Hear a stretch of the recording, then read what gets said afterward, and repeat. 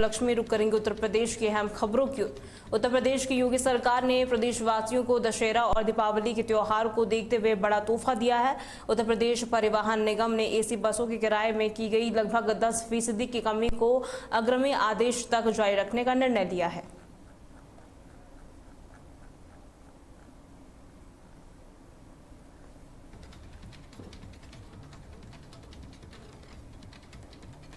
वहीं प्रतापगढ़ के नहरपुर स्कूल के पास विद्युत पोल लगाते समय एक मजदूर के ऊपर पोल गिरने से मजदूर की दर्दनाक मौत हो गई। वहीं घटना के बाद उसे रानीगंज ट्रॉमा सेंटर ले जाया गया, जहां डॉक्टर ने उसे मृत घोषित कर दिया। वहीं पुलिस ने शव को कब्जे में लेकर पोस्टमार्टम के लिए भेज दिया है। एक बिजली का खंभा लगाते हुए एक दुर्घटना हो गई थी, जिसमें खंभा एक व्यक्ति अरविंद कुमार गौतम के ऊपर गिर गया था, जिससे उसकी मृत्यु हो गई थी।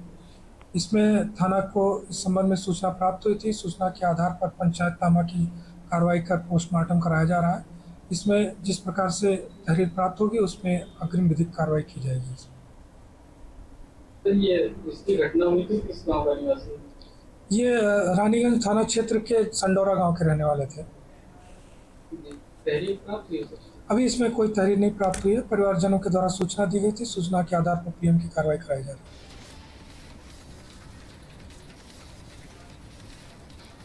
वहीं गोंडा में लखनऊ मार्ग स्थित 30वीं वाहिनी पीएसी में मंगलवार को 55वां स्थापना दिवस समारोह मनाया गया, आयोजित किया गया। वहीं इस कार्यक्रम का शुभारंभ पीएसी के सेनानायक त्रिभुवन सिंह ने किया। इस मौके पर पीएसी जवानों द्वारा देशभक्ति से सराबोर रंगोली सजाई गई और कई शानदार सांस्कृतिक कार्यक्रम भी आयोजित किए गए। इस वाहिनी की स्थापना हुई थी, तो उसी उपलक्ष्य में आज इसका 55वां स्थापना दिवस है। इसके अवसर पर सुबह पूजा अर्चना की गई थी।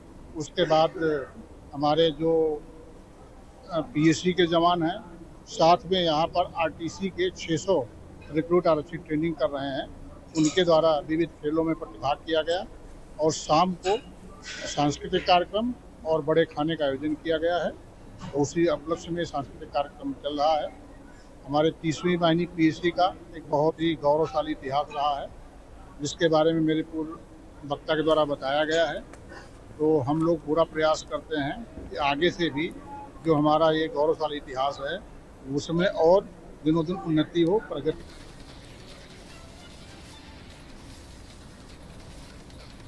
वहीं गांधी जयंती के मौके पर मुरादाबाद के चित्रगुप्त इंटर कॉलेज के छात्र छात्राओं ने महात्मा गांधी को श्रद्धांजलि देते हुए एक विशाल कलाकृति बनाई।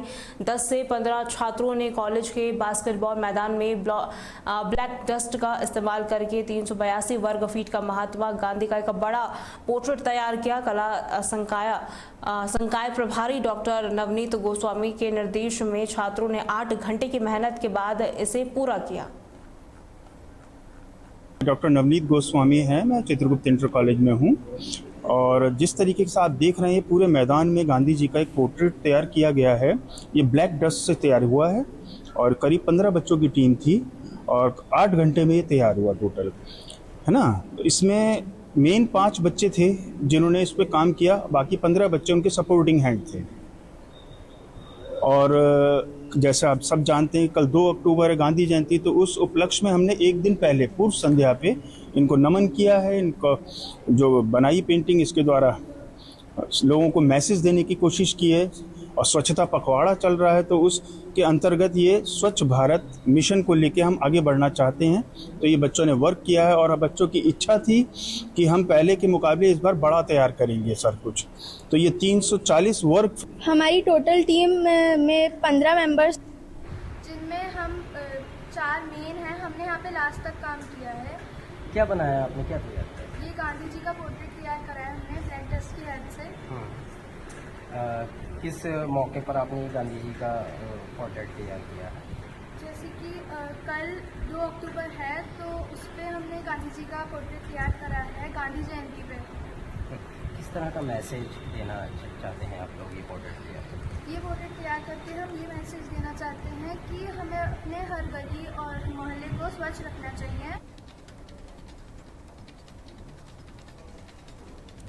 वहीं बरेली शहर में हुए उपद्रव और पुलिस पर हमले की घटना में शामिल 2 शातिर दंगइयों को थाना पुलिस ने मुठभेड़ के बाद गिरफ्तार कर लिया। बता दें, पकड़े गए आरोपियों के कब्जे से पुलिस से छीनी गई सरकारी एंटी राइट गन, 2 तमंचे, जिंदा कारतूस और एक चोरी की मोटरसाइकिल भी बरामद की गई है।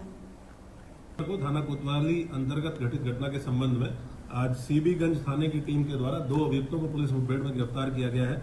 इनके नाम है इदरीस पुत्र सद्दीक, जो थाना बदनापुर शाहजहांपुर का रहने वाला है, और इकबाल पुत्र जफर अली, ये भी थाना बदनापुर जिला शाहजहांपुर का रहने वाला है। इन दोनों को पुलिस मुठभेड़ के दौरान गोली लगी है। इनको उपचार के लिए भेजा गया है। गिरफ्तार अभियुक्त इदरीस पुत्र सद्दीक के ऊपर 20 मुकदमे दर्ज हैं, जिसमें चोरी, डकैती, गैंगस्टर आर्म्स एक्ट अंतर्गत मुकदमे दर्ज है। इसी प्रकार से जो इकबाल अपराधी पकड़ा गया है, इसके विरुद्ध भी चोरी, डकैती और गैंगस्टर के 17 मुकदमे लगभग दर्ज हैं। इन दोनों के पास से एक छीनी हुई सरकारी एंटी राइट गन, जो मौके पे मौजूद पुलिस बल था उससे छीनी गई थी, ये बरामद हुई है। 2 तमंचे 315 बोर के अवैध तमंचे बरामद हुए हैं। हुक्का और जिंदा कारतूस बरामद हुए हैं। एक मोटरसाइकिल पैशन प्लस और 2 मोबाइल फोन बरामद हुए हैं। इन दोनों से पूछताछ में प्रकाश में आया है कि ये दोनों उस दिन घटना के दिन शामिल थे, और नदीम खान का नाम का व्यक्ति जो जेल जा चुका है इसमें पूर्व में, उसके द्वारा इन दोनों से संपर्क करके इनको यहाँ मौजूद कराया गया था।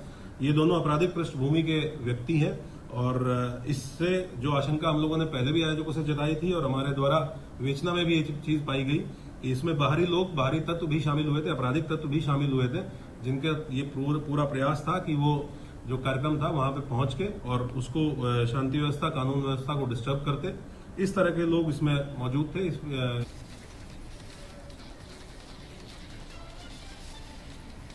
वहीं यूपी महिला आयोग की सदस्य अंजू प्रजापति ने फतेहपुर में प्रेस कॉन्फ्रेंस के दौरान जिला प्रशासन पर गंभीर आरोप लगाते हुए कहा कि 7 अगस्त को जनसुनवाई के दौरान 3 अराजक तत्वों ने कमरे में घुसकर पीड़िता शाहीन खातून और उनके साथ अभद्रता और बदतमीजी की। साथ ही उन्होंने आरोप लगाया कि पुलिस की मौजूदगी के बावजूद उनकी लिखित तहरीर पर FIR दर्ज नहीं की गई। दूसरे रूम में जाकर के कुछ लोगों से मिलने के लिए मैं बैठती हूँ, उसके पीछे से ये दोनों लोग आकर के अभद्रता करते हैं, बदतमीजी करते हैं और एक इनोसेंट महिला को ला करके मेरे खिलाफ खड़े करने का प्रयास करते हैं। क्या आपके साथ किया था? गाली गलौज क्या?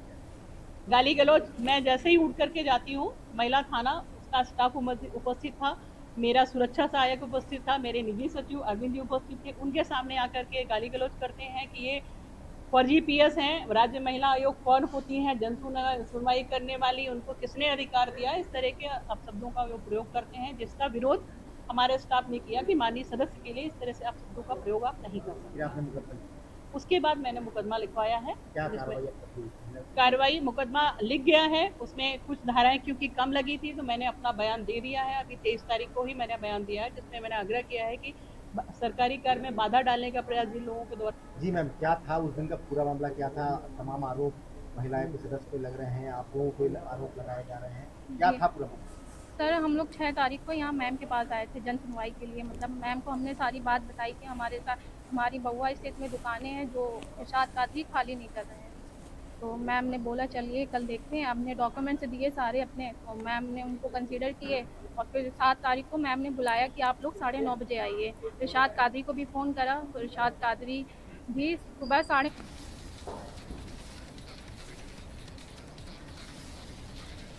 उत्तर प्रदेश के फतेहपुर में हो रही तेज बारिश के साथ आकाशीय बिजली लोगों पर कहर बनकर टूट पड़ी है। जिले के कई क्षेत्रों में बिजली की चपेट में आने से 7 लोगों की दर्दनाक मौत हो गई, वहीं एक व्यक्ति घायल हुआ और 18 पशुओं की मौत भी हो चुकी है।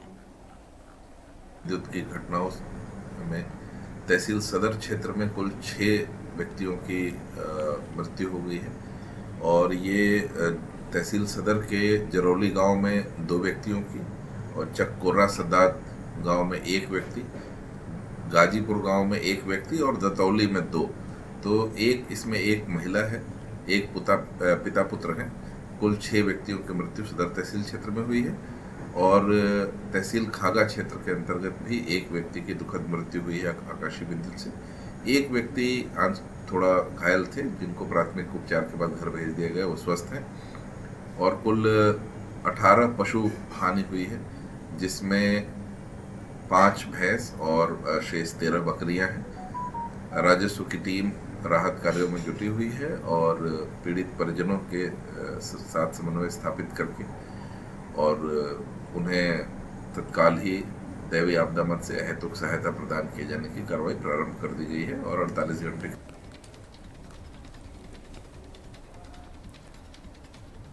वहीं बरेली में आई लव मोहम्मद लिखे जाने को लेकर हुए हालिया बवाल के बाद अब शामली में भी एक युवक ने ऐसा ही प्रदर्शन किया है। बता दें, दिलशाद नाम के एक युवक ने अपनी छाती पर बड़े अक्षरों में आई लव मोहम्मद लिखवाकर सड़कों पर प्रदर्शन किया। बताया जा रहा है कि दिलशाद का ये प्रदर्शन बरेली में हुई हालिया हिंसा की घटनाओं से जुड़ा हुआ था। इस बीच समाजसेवी निशिकांत संगल ने थाने में तहरीर दी कि युवक ने उनके साथ गाली गलौज भी की थी।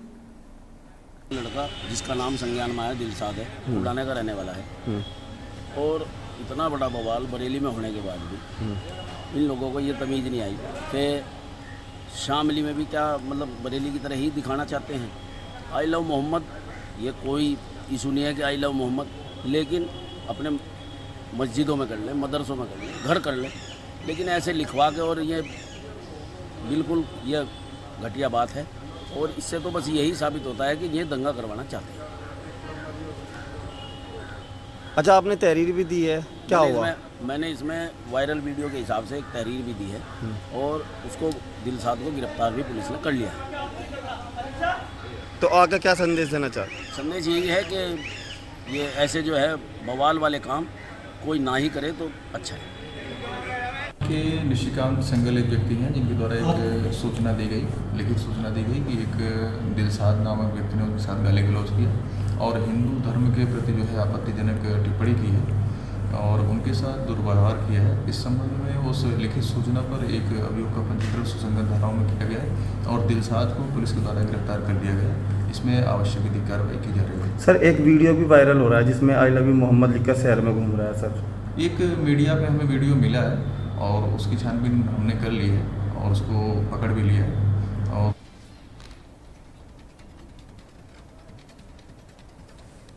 यूपी के रामपुर में पूर्व विधायक और कांग्रेस नेता अफरोज अली खां को बरेली में हुई घटना की निष्पक्ष जानकारी जाने से रोकने के लिए पुलिस ने देर रात उनके घरों में नजरबंद उन्हें कर लिया, जिसको लेकर कांग्रेस का एक प्रतिनिधि मंडल बरेली के डीआईजी से मिलकर निष्पक्ष जांच की मांग करने वाला था। पूर्व विधायक खां ने इस कार्रवाई को जनता की आवाज दबाने की हिटलर शाही करार दिया है। उन्होंने कहा कि उनका एजेंडा नफरत नहीं बल्कि गांधी की विचारधारा के तहत मोहब्बत फैलाना है।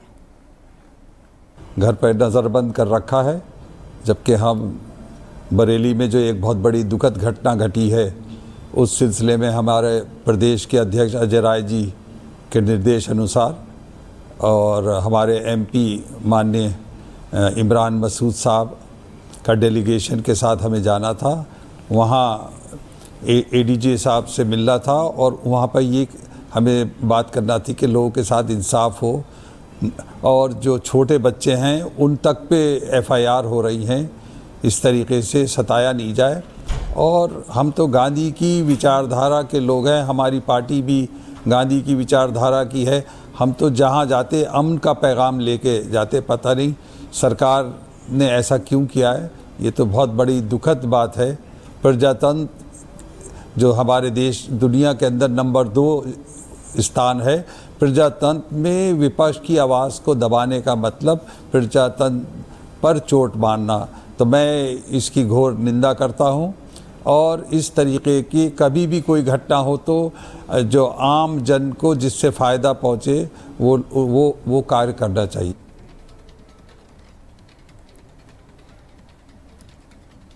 यूपी के बांदा जिले में शारदीय नवरात्रि के नवमी पर बांदा शहर में स्थापित 1400 मां दुर्गा की प्रतिमाओं का विसर्जन की नदी में शुरू हो चुका है। शांति व्यवस्था बनाए रखने के लिए डीआईजी राजेश एसडीएम और एसएसपी भी मौके पर पहुंचे और साथ ही पुलिस बल भी तैनात रहा। विसर्जन के लिए मूर्तियों की महेश्वरी देवी मंदिर पंडाल से टोकन दिए जा रहे हैं। सुरक्षा के तौर पर की नदी के चारों ओर बैरिकेडिंग लगाई गई है। शहर बांदा में किया जा रहा है। पूरे बांदा जनपद में 1, 2, 3 दिन तक लगातार दुर्गा विसर्जन का कार्यक्रम होता है। आज 1 तारीख को शहर का कार्यक्रम है। यहाँ पे शहर में लगभग 500 से 600 मूर्तियाँ विसर्जित होंगी, लगभग 100 के आसपास विसर्जित हो गई और सभी ड्यूटियाँ तैनात है। पीएसी जो मुख्यालय से दी गई थी उनको भी तैनात किया गया। जो विसर्जन स्थल है वहाँ पे गोताखोर पीएसी वगैरह लगाई गई और शांतिपूर्वक त्योहार को संपादित किया गया। देखा गया है कि विश्व हिंदू परिषद के जो कार्यकर्ता हैं वो पुलिस तलवार लेकर के लहरा रहे हैं सर? नहीं, ऐसा कोई संज्ञान में नहीं है। उनके द्वारा ऐसे कोई संज्ञान में आया तो उनसे बात करके ऐसा कोई कार्यक्रम उनका मतलब कैंसिल कर दिया। शहर बांध खबर यूपी के जालौन से है, जहां एक हैरान कर देने वाला मामला सामने आया है, जहां वरिष्ठ पत्रकार प्रिंस द्विवेदी पर केरल के जेल पुलिस महानिदेशक ने अपने पद का दुरुपयोग करते हुए फर्जी मुकदमा दर्ज कराने का आरोप लगाया है। पत्रकार प्रिंस द्विवेदी पर यह कार्रवाई इसीलिए की गई क्योंकि वो पारिवारिक जमीनी विवाद में अपनी भतीजी के साथ एक विधवा महिला की मदद कर रहे थे।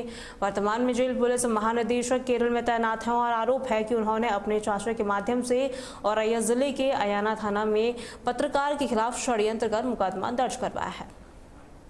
मेरा नाम प्रिंस द्विवेदी है और मैं यहाँ दैनिक भास्कर सहित अन्य अखबारों का रिपोर्टर हूँ, साथ में व्यापार मंडल का नगर अध्यक्ष भी हूँ। क्या घटना हुई है आपके साथ? क्या मेरे खिलाफ एक औरैया के अयाना थाने में फर्जी रिपोर्ट दर्ज कराई गई है 17 तारीख को, जबकि मैं उसी 17 तारीख को यहाँ एसडीएम को विद्युत मीटर जो स्मार्ट मीटर लग रहे हैं उनके खिलाफ व्यापारियों के साथ में ज्ञापन मैंने दिया था। किस बात को लेकर ये आपके साथ? ये पूरा मामला है, हमारी भतीजी ब्याही है धर्मपुरा जागीर गांव में, लेकिन वो लोग सब ग्वालियर में रहते हैं। तो दामाद के जो जेठ हैं वो आईपीएस हैं, केरल में जेल महानिदेशक श्री बलराम कुमार उपाध्याय। उनका अपने घर में जमीन का विवाद चल रहा है, तो जाहिर सी बात है मैं अपने दामाद का सहयोग कर रहा हूँ। उसी सहयोग में वो मुझसे चिढ़े हुए थे। पहले उन्होंने उनका जो खेत जोते हुए हैं पवन उपाध्याय, पहले उनको उन्होंने परेशान किया रामपुरा पुलिस के द्वारा। उसके बाद में यहाँ तक उन्होंने उनको परेशान किया कि उनकी खाद पकड़वाई, उनकी विद्युत की लाइन कटवाई। लेकिन जब उनको लगा कि इससे भी बात नहीं बन रही है तो उन्होंने, चूंकि मैं पैरवी कर रहा था अपने दामाद की माँ की, तो इसलिए उन्होंने मेरे खिलाफ अयाना थाने में अपने सगे चाचा सोम प्रकाश उपाध्याय से एक फर्जी रिपोर्ट दर्ज कराई है। वो फर्जी रिपोर्ट जिस दिन दर्ज हुई उस दिन औरैया में केरल के ही निवासी एक एसपी साहब थे, उन्हीं की मिलीभगत से या षड्यंत्र के साथ में ये रिपोर्ट दर्ज हुई है, जबकि मैं पूरे दिन मांधवगढ़ में था।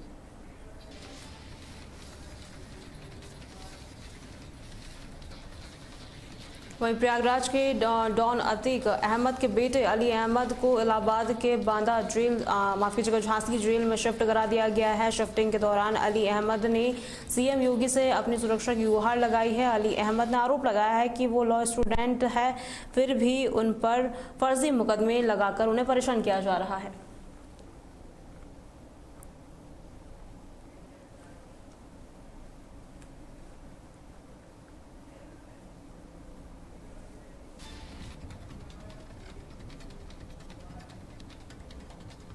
खबर अमरोहा जिले से है, जहां पर 40 साल के किसान संजय सैनी ने फांसी लगाकर आत्महत्या कर दी है। बता दें वो पिछले 4 साल से लकवाग्रस्त थे, जिसके चलते वो मानसिक रूप से भी परेशान हो चुके थे। बता दें संजय का शव पुरसल मार्ग के किनारे मिला है। पुलिस क्षेत्राधिकारी ने आत्महत्या की पुष्टि करते हुए बताया कि शव को पोस्टमार्टम भेजकर आगे की कार्रवाई शुरू कर दी गई है। आज दिनांक 1/10/2025 को थाना आदमपुर पुलिस को एक सूचना मिली कि ग्राम आदमपुर में एक व्यक्ति द्वारा आम के बाग में फांसी लगा ली है। इस सूचना पर स्थानीय पुलिस मौके पर पहुंचकर शव को कब्जे में लिया। मृतक की पहचान संजय पुत्र नन्हे निवासी ग्राम आदमपुर, इसके पिता द्वारा बताया गया कि इसको 4 वर्ष पूर्व फालिस पड़ गया था, जिसका उपचाररत था। वह मानसिक रूप से भी ये परेशान था। इसके द्वारा कल रात अचानक घर से निकलकर रात्रि में किसी समय आम के बाग में फांसी लगाकर आत्महत्या कर ली है। सबका